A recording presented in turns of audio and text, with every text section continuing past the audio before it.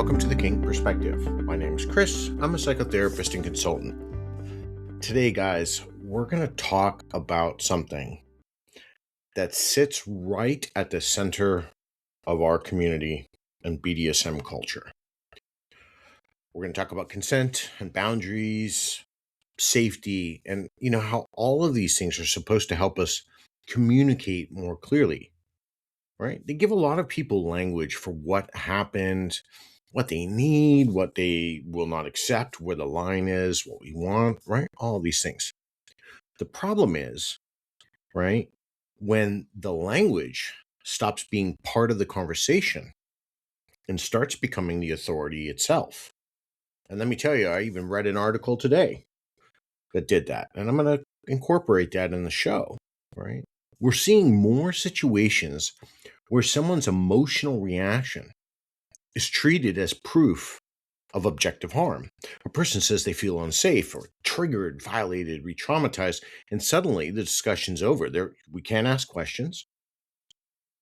Can't talk about context. God forbid we talk about context. There's no room for any other interpretation than that. The claim itself becomes the verdict, and anyone who asks what actually happened risks being framed as dismissive or coercive, or you're just part of the problem. And I've been encountering this over these last few weeks as well. Now, before I get into all of that, I want to do what I do every week, and I want to thank all of you for being here. Whether you've been following the show for these last 4.5 years, I genuinely appreciate you give me part of your day. Now, I do want to thank somebody on the East Coast up in Jersey. While I was going to they gave me an excellent idea for a show to do. I won't be able to do that for probably at least another week. There's a lot into that, but I wanted to say a special shout out and hello to you and a couple of others around the world, right? I do get your emails. I do listen, and I read everything you all send in. If you are, following for the first time, you just found me, you've been listening for years, whatever the case may be, it'd make me really happy. If you're following me on Spotify, on the app, click the 3 dots, click 5 stars. That allows the show to grow, be found, right? Allows others to hear these conversations, especially if you're sharing the show with them. Also, if you're following them on YouTube, subscribe. That way, when a new show drops, you're going to be informed. On Apple, do the same thing. Hit the 5 stars. This allows other people to find the show and keep the show growing and keep the show free for you all, which I've been doing for 4.5 years, right? If you do want to support the show, there is a donation link in the show's description. Any amount does help keep these conversations moving forward. All right, let's get back to it here. Now, let me be clear before we go any further. Consent culture does matter, and we talk about this endlessly. Trauma awareness matters. The majority of what I write about on my profile, whether it's on Fetlife or Substack, Instagram, X, and a couple of other places that I occupy the social media sphere, that's what I talk about, right? Because I understand it. And none of that's in question. But what I want to talk about and examine today is what happens when those ideas are used to control the room, to punish disagreement, and question anything becomes impossible, right? Because once someone can claim harm and use that claim to shut down context or evidence, accountability is going to be the big one we're going to get into. The language is doing more than protecting them. It gives that person power. So the question I want you to sit with today and throughout the show, and this is the question I put up last night: when does consent language become social power? Now, I don't know if it's generational or it's just been happening over these last decade or two, but we are now at a point in our human culture when feelings become evidence. I don't agree with that. I'm going to be very clear on this. There's a quote out there that I tend to really gravitate towards. Facts don't care about your feelings. They don't. And that goes for me. There's sometimes, I wish and hope something was different, but the reality is the facts disagree with how I feel. That might make me uncomfortable or upset or angry, but it doesn't change those facts, right? And I want to start by separating two things that often get treated as if they mean the same thing. Saying something like, "This makes me uncomfortable," is a statement about your reaction. But saying this is abusive is a judgment about what happened. So one of these things tells us how something landed for myself. The other claims the behavior crossed a serious line. Those two aren't interchangeable. Now, I'm not saying your feelings don't matter. They do matter. And feelings matter to everybody. They can tell you something that, touched a wound or crossed a limit, brought up something you didn't expect. They may even be a warning to you about something real. And I'm not dismissing any of that. But a feeling is still the beginning of a conversation. It's just not the end of it. And the problem here starts when people move from I felt harmed to therefore the harm was objectively done without examining anything in between. And that middle part matters. It matters in the community. It matters if there's a crime. It matters for context. So what happened? What was agreed to? What is the context? We have to understand that talking about things, as uncomfortable as they are, allows others to understand it. Was there a misunderstanding, a deliberate violation, or, a reaction connected to something older? Those questions are not excuses. They're how we make sense of what actually took place so we can understand, so we can form judgments, so we can critically think. And inside of Kink, this distinction here is essential because we are dealing with activities that can be intense. They're definitely emotionally charged and erotically charged, and they are personally meaningful in very different ways to every different person. And one person may experience a scene as cathartic, another may find the same type of play disturbing. That difference doesn't automatically make one person informed and the other one dangerous. We see this, and it's growing. I saw a post from a person from the Netherlands the other day. Now, I don't agree with it at all. I've talked about it in the past. I don't agree with waterboarding, but it's her. Sorry, guys, I got a little bit of a cold today, so I'm going to be sniffling a little bit. But it's her right to explore that with her partner. And then she decides to share it.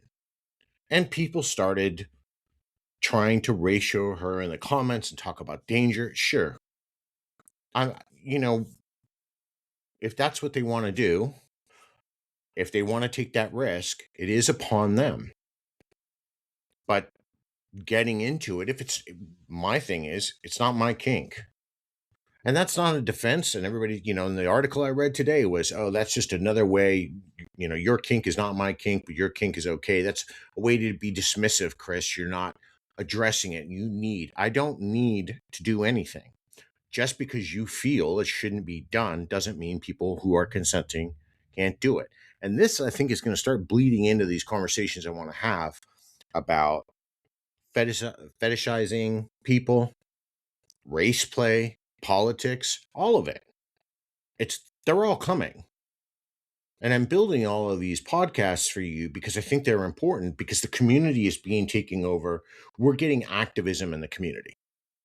That's the last thing I want to see happen. And I'm going to be really clear about that.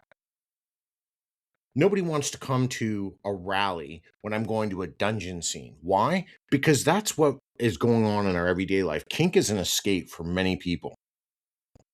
If you start wanting to police what I'm doing, I would have to seriously question why you're in the lifestyle. Privately, I'm a sadist.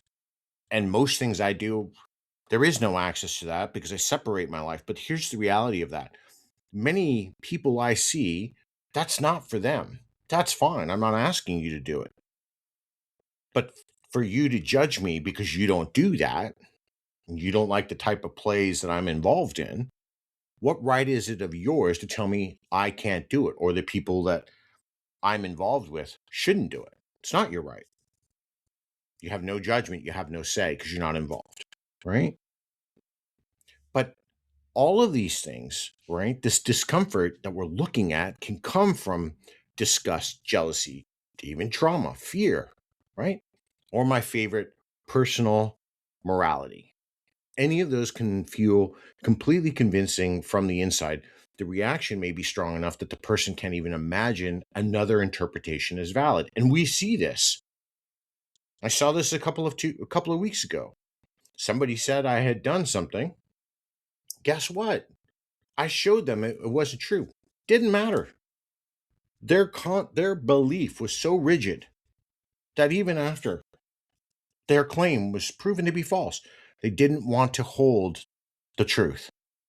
That's fine. I'm not here to change it, but I'm not going to entertain the discussion. And that was the end of it, right?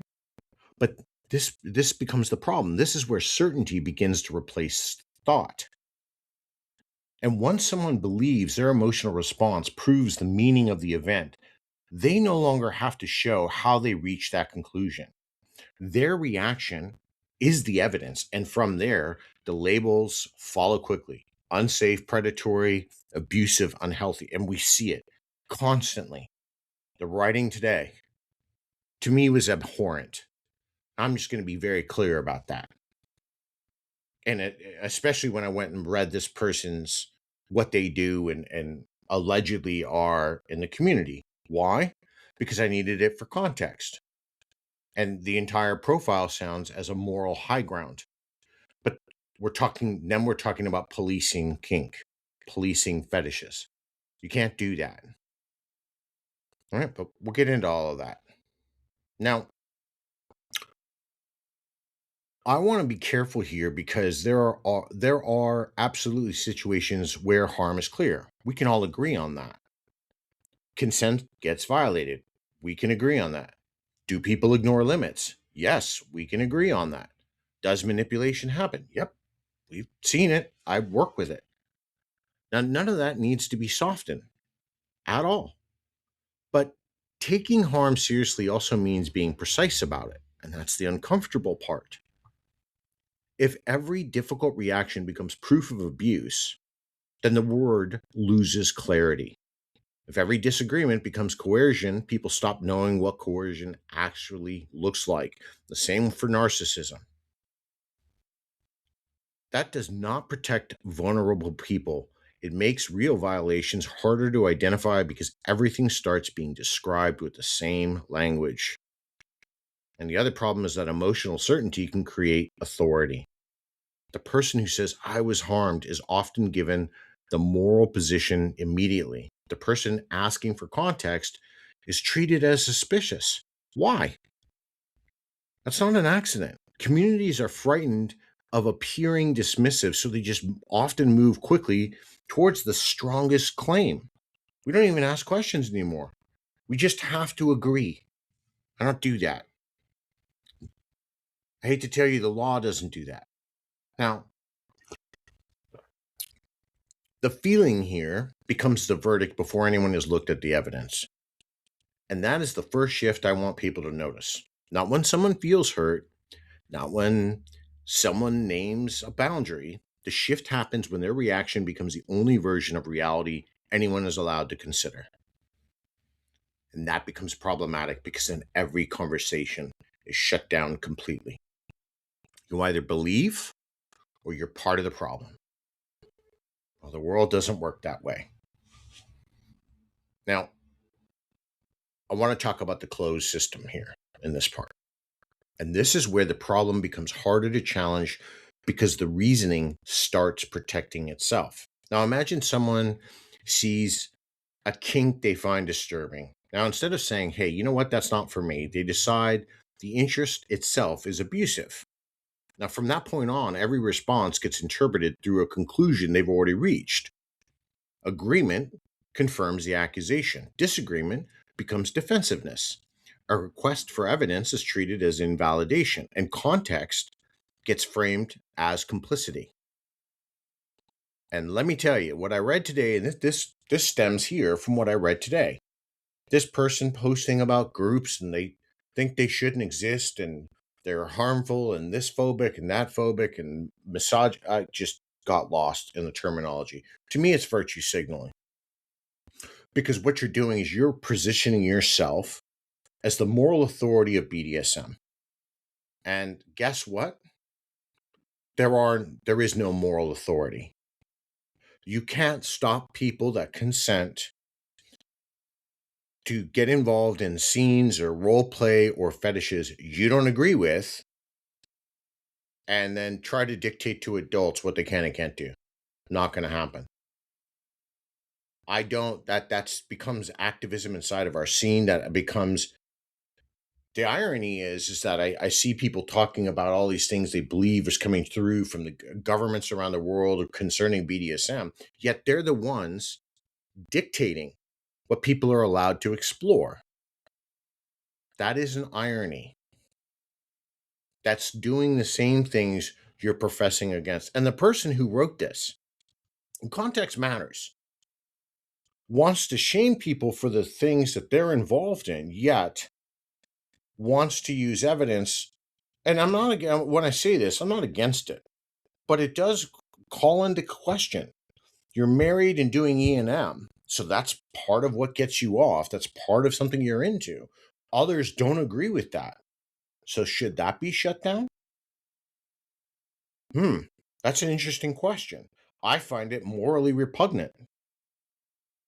Guess what? You shouldn't be in the community. And that's the same thing we're saying, right?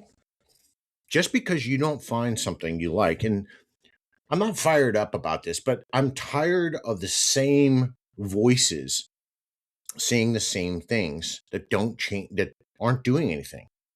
You can't just tell people what they can and can't like. It just doesn't work that way. But all of this is what makes a closed system. The conclusion can't be tested because any attempt to examine it becomes part of the proof. And the person is no longer asking whether their interpretation is even accurate. Not at all. They're just defending it from scrutiny. And you see this when someone takes a fantasy or role or type of play and assigns one fixed meaning to it. All the individual context disappears. Negotiation doesn't even matter, and the people involved are reduced to symbols inside of somebody else's moral judgment. So now what we have remaining is the outsider's reaction and the certainty that everyone else must understand the situation in exactly the same way. That certainty is appearing because it removes any ambiguity. There's no need to sit with the possibility that someone can look disturbing from the outside and still hold a different meaning for the people involved. And personal history doesn't have to, be separated from another person's experience. Discomfort simply becomes truth. And kink does not hold up well under that kind of reasoning. Much of this world involves negotiated experiences that may look intense and strange or troubling to someone watching from the outside. That doesn't mean anything is, automatically acceptable. It just means details matter. I mean, we could get into some of the biggest fantasies that women have. They put ads up on Craigslist for it. They talk about it in forums.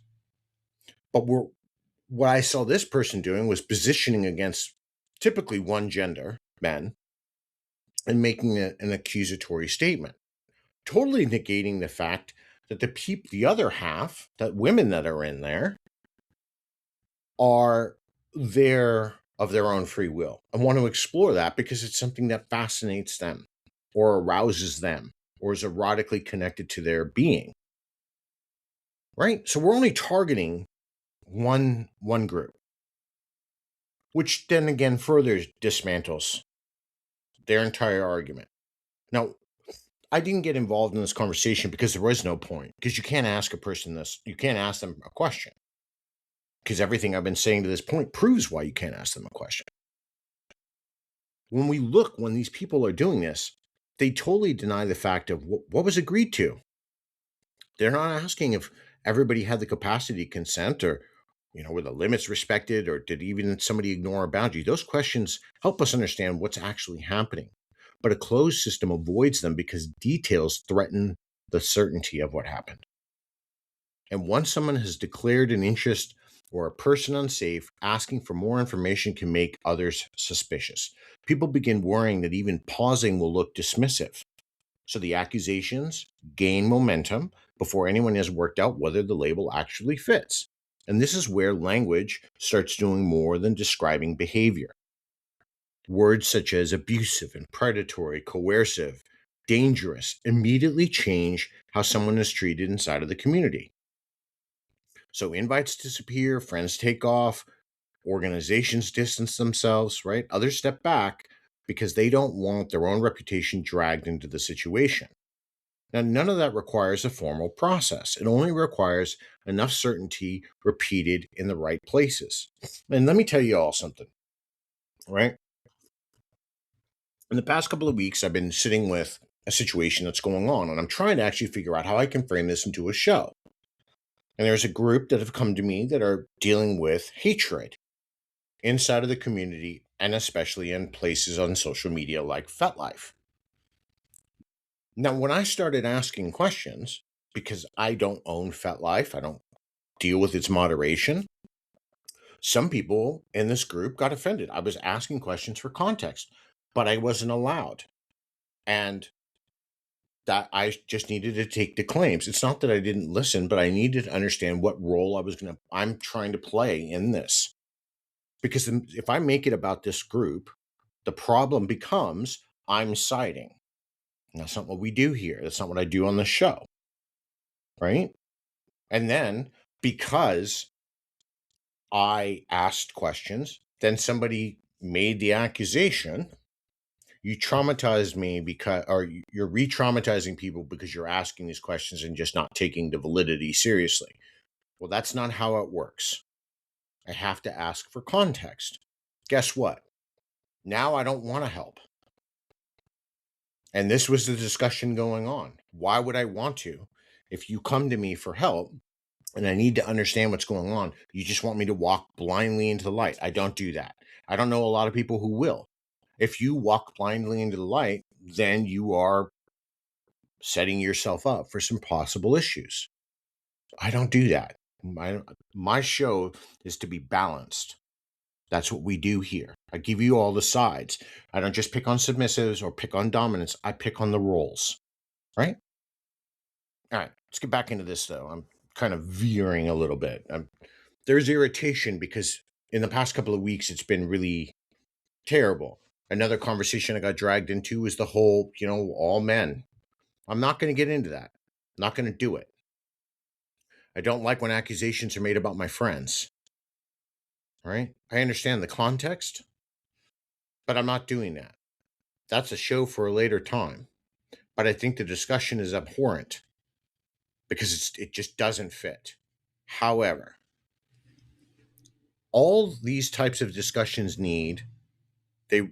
they require only enough certainty to be repeated in the right places, and then everything is locked in. That's why this becomes so serious in our communities, in our kink spaces, right? Because if our communities rely on reputation and informal trust, if people start asking around, they listen to the warnings. They make a decision based on partially on just what other people are saying. And that way they can protect someone from real danger, but it can also ruin when the accusation itself is protected from questions. And that ruins a person. If we're not allowed to ask what happened, just believe me, okay, but what happened?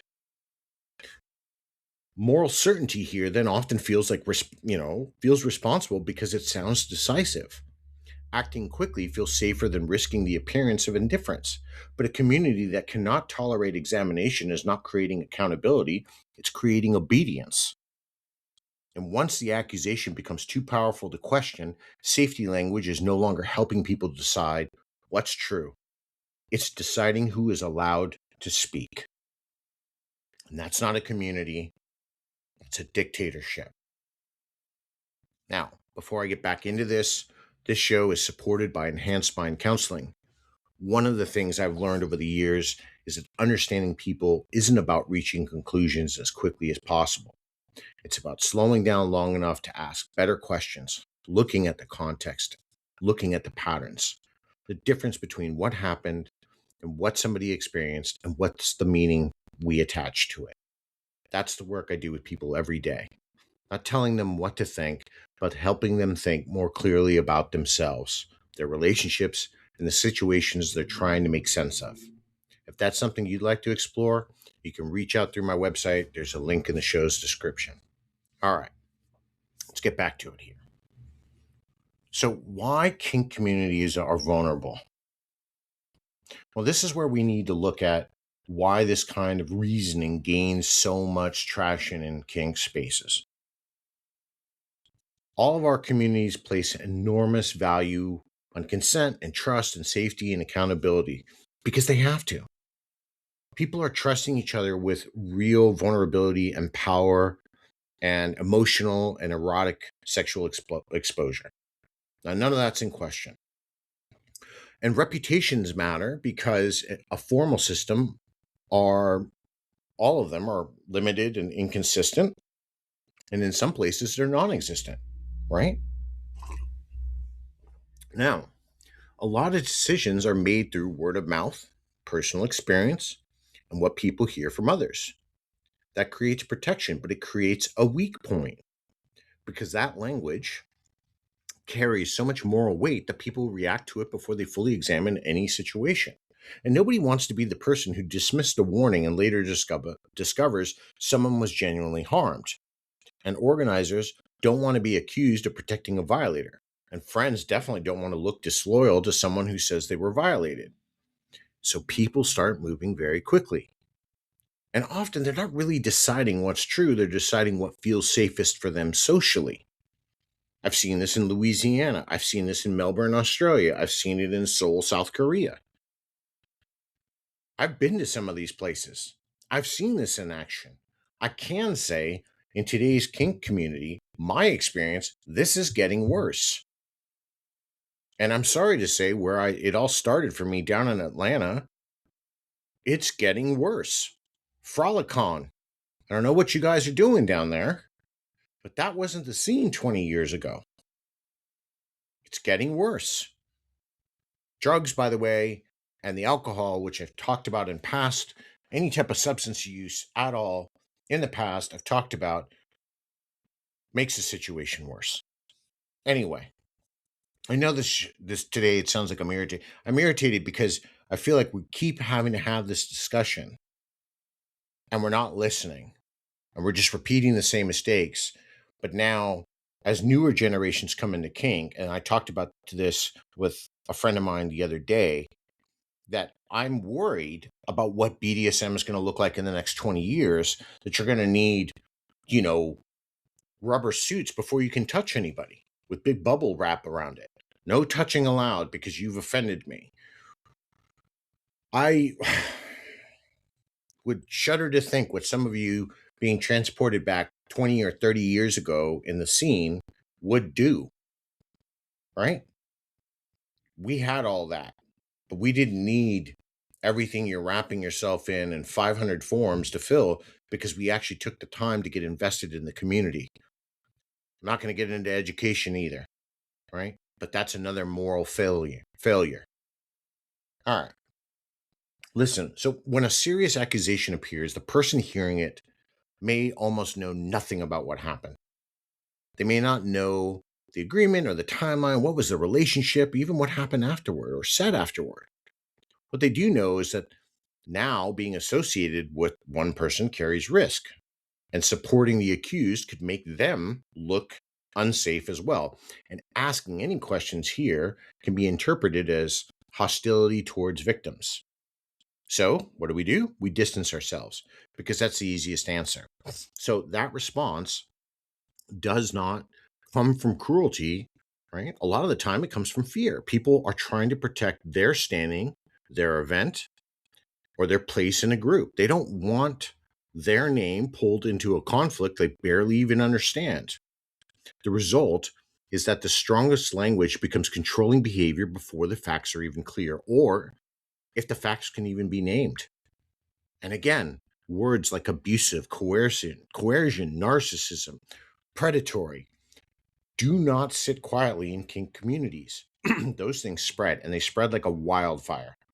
And once those labels enter the conversation, ordinary social caution takes over. Invites stop, group chats go silent. People who were friendly last week suddenly become unavailable. And no one has to announce formal judgment.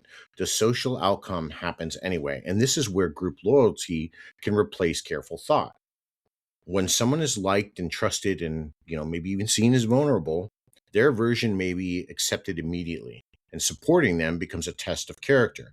Anyone who slows the process down risks appearing disloyal. So now the question is shifts from what happened to whose side are you on? And once that happens, facts become secondary. Reputation protection adds another layer. Community leaders are often under pressure to act fast because any hesitation can be framed as negligence, even when they have limited information. So, removing someone may seem easier than defending a decision to wait. And that creates an incentive towards exclusion. And we're seeing it now. We're seeing it now. And look, if you own a private space, you don't want certain groups there, well, that's guess up to you. But in this type of context, I don't know. I think it's becoming too hasty, right? Because what starts happening is the person who's made the accusation gains leverage because the cost of questioning them is now higher than the cost of believing them. And everyone else starts managing their own exposure instead of anyone asking what happened. Now, some people might stay quiet, some others repeat the warning without knowing how it even began. And before long, uncertainty disappears from the story entirely. And this is how social control works without anyone openly admitting control is happening. The person using the language doesn't need to any direct authority. They don't need to run the group or even host an event. Once the community becomes afraid of appearing morally unsafe, other people enforce the outcome for them. They avoid the accused, discourage others from engaging, and that's it. So the community starts policing itself through fear of association, right? And anybody, all of them inside of that community, learn that asking any wrong question can damage their own standing. They see what happened to those who pushed back and decided, silence is safer. And guess what? At that point, consent language is no longer just describing harm, it's shaping who belongs, whose account is acceptable, and who is allowed to challenge the narrative. And that's social power. And the danger is not that every warning is false. Many are necessary, and some protect people from serious harm. We can all agree on that. But the danger here is that the same system designed to protect the vulnerable can also reward certainty over truth. So when appearing safe matters more than thinking carefully, the loudest moral claim often wins. Not because it was proven, it's just because nobody wanted to risk questioning it. And I'm kind of the person that does that. What happened? Not because I'm questioning it. I want to know. I'm trying to understand your side. I'm trying to understand what went on, what help you might need down the line. A year ago, I got involved in a discussion about what happened down in Florida. When that all exploded, I offered aid. I sent them free aid. That wasn't met with, there was no thank yous. I got questioned. Do you ever think that I would want to help again? Well, the answer actually is yes, surprisingly. It must be something wrong with me that I want to keep helping even when I get told that I'm wrong and I can't question anything. But the reality is that you see people are in pain, but we have to understand what happened. We have to understand these things. We're allowed to question it. I don't walk blindly into the light. I don't partake in groupthink because it becomes dangerous. And kind of why I stay in my own lane privately. And I don't like getting pulled into discussions. Because then even if you ask me, I'm going to use myself. You ask me to be there. You ask me to listen. That doesn't necessarily mean I'm just going to take your side. I need the context. Context matters. Not because I'm questioning your experience, but because I'm trying to understand the process. Now, this is the part we arrive at where protection becomes the power. And this is the point we have to say the harder part out loud. And I'm sure that a lot of you, this is going to be uncomfortable. You may have heard it before, but I don't shy away from this stuff, right? Some people learn that the language of harm gives them leverage. That does not always mean they invented the feeling. Someone can be genuinely hurt and angry or rejected or embarrassed and still use that reaction to control what happens next. Real emotion doesn't automatically produce honest behavior. A person here may feel wounded because a relationship ended, right? Someone told them no, or because their interpretation was challenged. Now, instead of dealing with that directly, they frame the whole situation through the language of consent and safety. So the disagreement is no longer about two people seeing an event differently. It becomes about one person standing on one side of harm and the other being placed under suspicion. And once that frame takes hold, the entire balance changes. And the person who made the claim no longer has to persuade anyone in the ordinary sense. They don't even have to explain the full context or the account of their own behavior.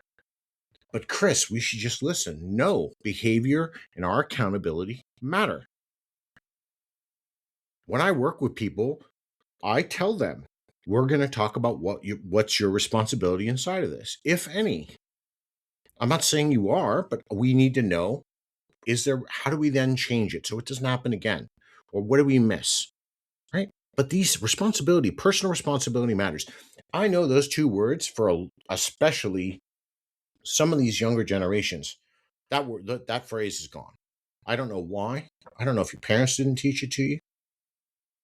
But personal accountability, personal responsibility, it's like the Antichrist. And I don't know why. All of these things that are starting to circle, right?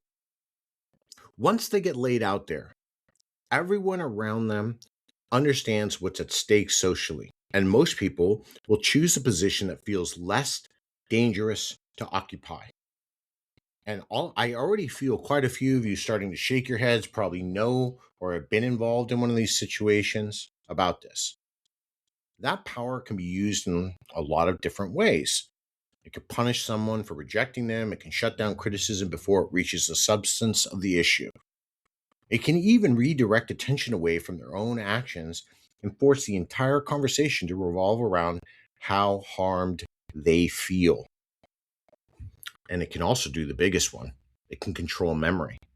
Because once a person's version becomes the accepted version, other details begin to disappear. Any ambiguity, well, guess what? That's cleaned up. Contradictions are treated as a distraction. And anyone who remembers the situation differently becomes part of the problem. And that's how one interpretation becomes the official story and the only accepted version of the story. Now, none of this means that harm is not real. It does not mean that every accusation is false or that people should ignore warnings. That's not what I'm saying. That would be completely reckless. The issue is what happens when the language itself becomes enough. When no context is required, the words become more powerful than the facts. And when asking for evidence is treated as cruelty, there's no meaningful way to separate a serious violation from a painful disagreement. And when every competing account is framed as invalidation, accountability only moves in one direction. And that's not accountability, that's control. And a healthy community should be able to hold two responsibilities at once. It should take claims of harm seriously, and it should still be willing to examine what happened. Those responsibilities don't cancel each other out. In fact, they depend on each other.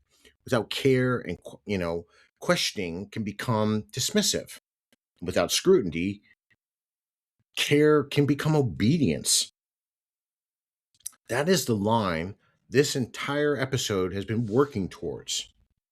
Consent language becomes social power when it no longer helps a community understand behavior and starts deciding who is allowed to define reality. And it becomes control when people fear the consequences of asking for clarity more than they fear getting the truth wrong. And it's just, I sit with this and I sit with this and I come down to these questions. Can a community really call itself safe when asking for clarity is treated as dangerous? No, it can't. In my opinion, it can't. Because all that means is you're towing the line.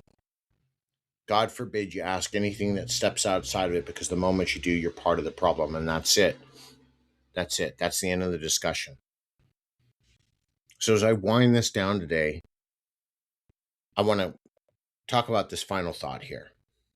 Consent culture was never meant to make people afraid to ask questions. It was meant to help us communicate and understand more clearly and protect autonomy, recognize violations, and hold people accountable when they've crossed a line.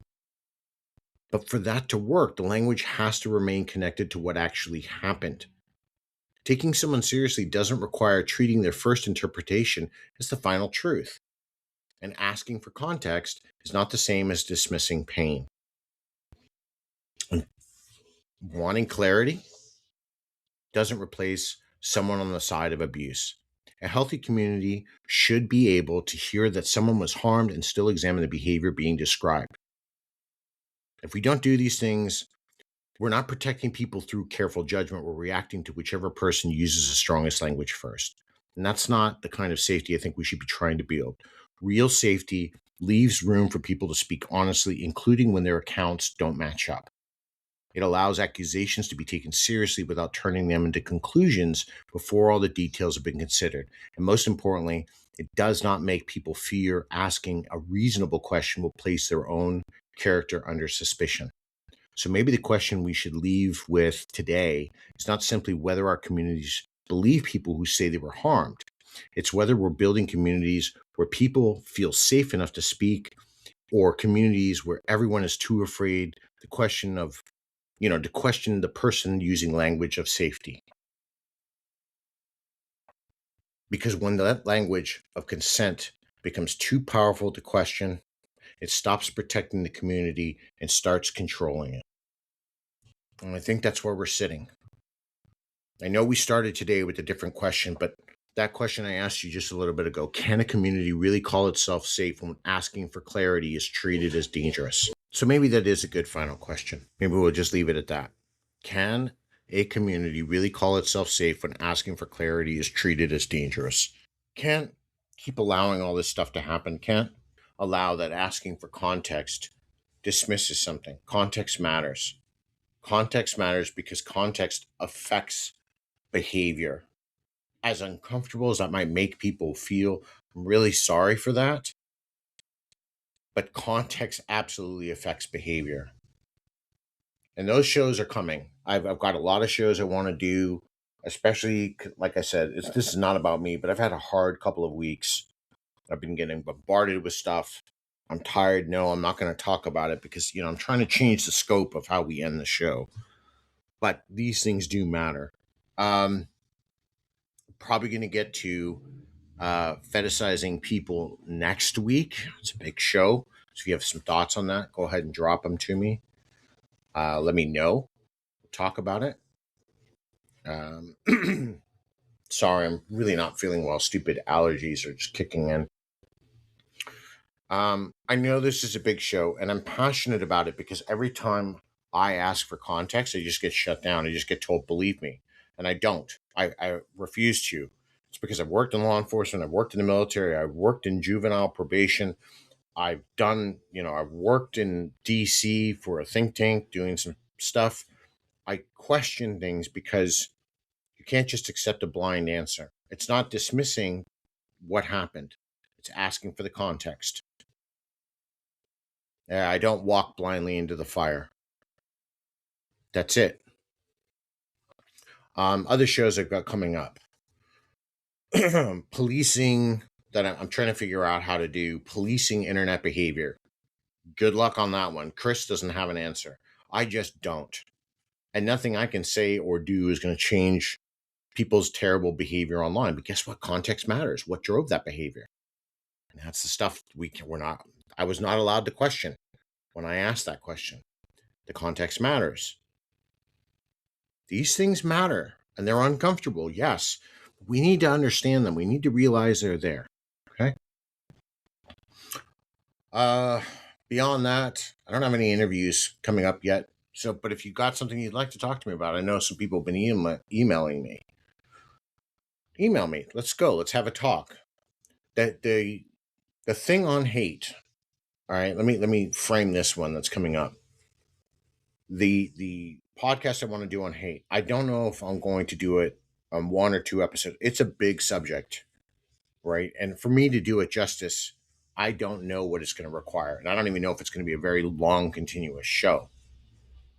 I'm not going to do that in 20 minutes. I'm also not going to frame it around one group. I'm going to make this public declaration right now. I can't. I'm not going to frame it around one group. It's just not going to work. Hatred, I think, is the way we go at this in our community. And I'm not talking just race. Race play is going to be different.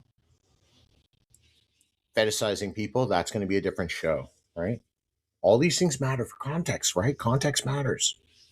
What I'm trying to stress. Anyway, let me know. Let's talk about this. Here's the fun stuff. Keep paying stuff forward, right?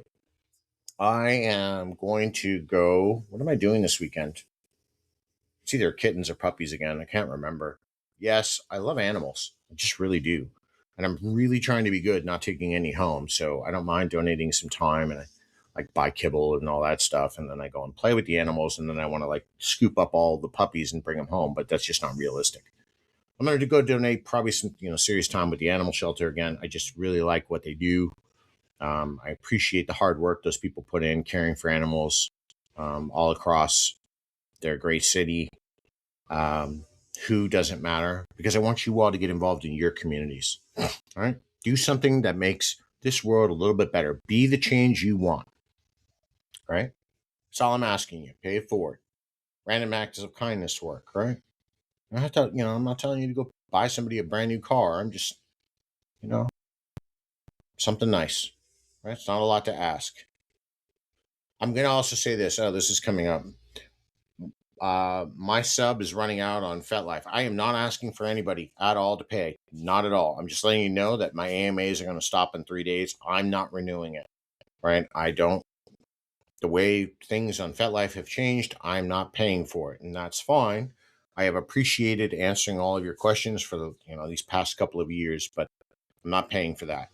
I pay for everything else. I pay to do the show. I pay for all the forms I provide for you all. My writings take time and money. When I do the memes, it takes time and money. So I'm not buying another sub. And when that runs out, it runs out. And that's just the end of it. Again, I'm stating I'm not asking anybody to do that. That's not what I'm saying. Just letting you all know when that stops. And I get these questions, why did it stop? That's the answer. Okay? Anyways, I'm going to give you this question one more time. Like to see you talk about it. Do me a favor, no hostility. If you have a question, you can ask me what I meant, right? This has come up. I got accused of something I didn't even say, and somebody interpreted it that way. Just ask, hey, Chris, what did you mean by this? I'm happy to explain it. Let's go from there. But here's the question again for today, because I think it's important. Can a community really call itself safe when asking for clarity is treated as dangerous? I think we need to all really sit with that. It's kind of why I'm in my own, part of a private group, private order, because we have those rules. We all follow them. We all believe in them. We all just kind of monitor each other, right? But everybody's different. Every community is different. Anyway, until next time, everybody, be safe and stay kink.